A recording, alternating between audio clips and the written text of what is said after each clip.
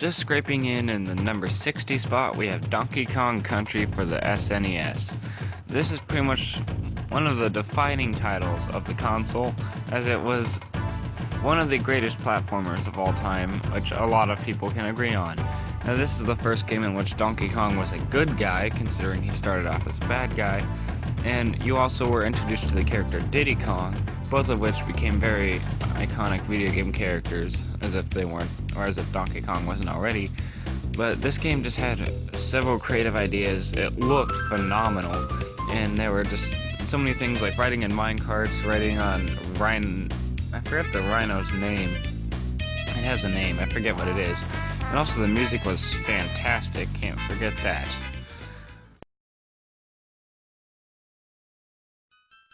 Coming in at number 59, we have Super Mario Bros. 3 for the NES. Now, of course, when people think of the NES, they typically think of Mario and the Super Mario Bros. Trilogy for that console. A lot of people think that Super Mario Bros. 3 is the best one out of those, and I can have no problem seeing why. Because it was, the way it looked was just very, how should I put this?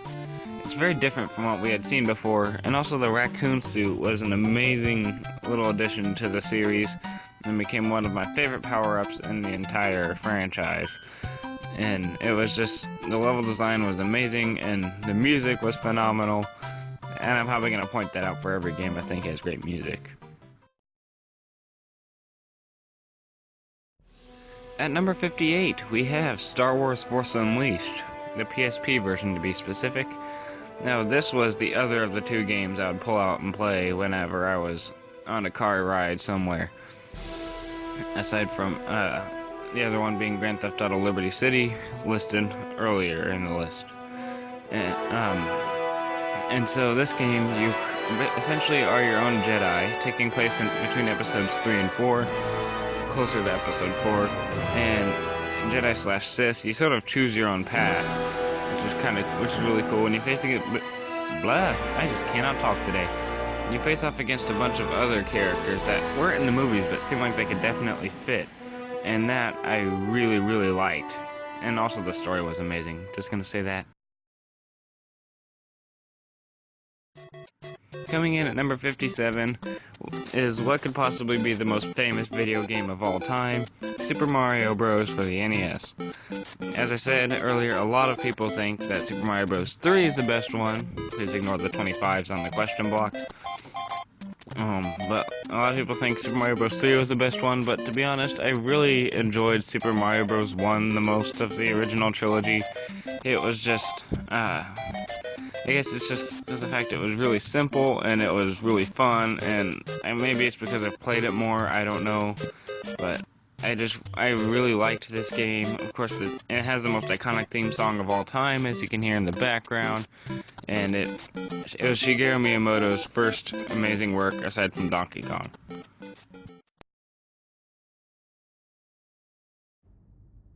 At number 56, we have The Elder Scrolls 3 Morrowind. Now, I know I have the PC box art here, but that's just because I couldn't find the Xbox one, because I've only played it for the original Xbox. Now, the Elder Scrolls have just a phenomenal RPG series here. Adventure, action, like an action-adventure RPG series.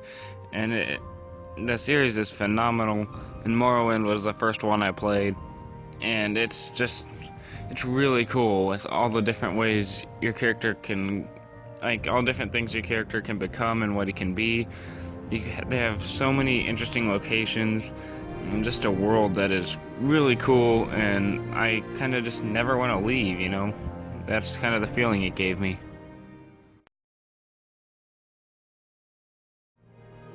And at number 55, we have The Elder Scrolls V, Skyrim. Definitely my favorite in the series, and it is just, it is massive, to say the least. It is ginormous. There is so much stuff to do. The game, like, it's one of those games you never get tired of, and it has such an amazing world, even better than that of Morrowind, in my opinion. In fact, like, when I started playing, when I played it on someone else's console, my goal was not just to fight dragons and stuff. I wanted to journey across the whole world just because of how much I loved it. And as I said, there are dragons. And as WatchMoto.com said, they are big ones. Now, yeah, on with the list.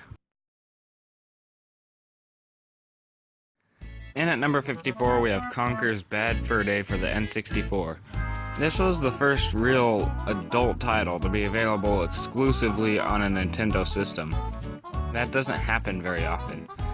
And even though it looks very cartoony right now, if you looked at the box art from the first picture, it said not for anyone under age 17. It is rated M.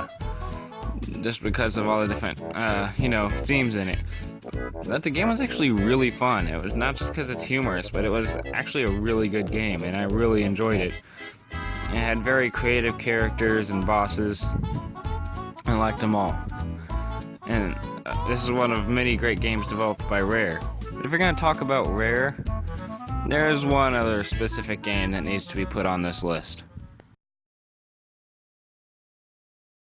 You guessed it. At number 53, we have Banjo-Kazooie, also for the N64.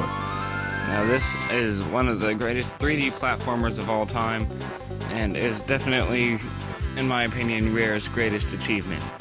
And the music was phenomenal, and composed by Grant Kirkhope, and just the adventure of this bear and this bird are just absolutely amazing.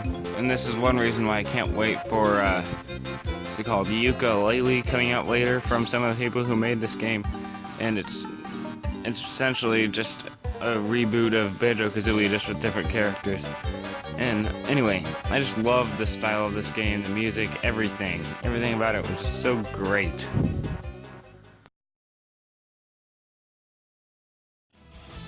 And at number 52, we have Legend of Zelda Triforce Heroes for the Nintendo 3DS.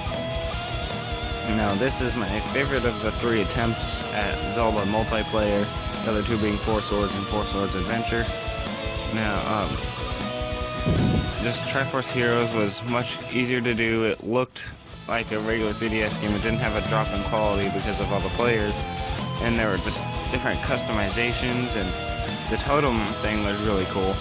But you could change the way Link looks to change his abilities and stuff.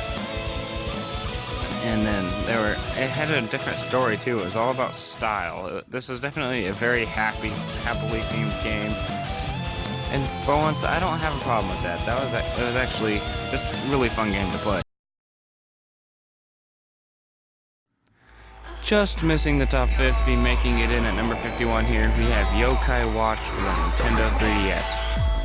Now, this is a game, some people have called it a Pokemon ripoff, but this is one of very few times I'll say I don't believe that it is. It is a collect-em-all monster catching game, but it is not. It doesn't work like Pokemon. The system is very different.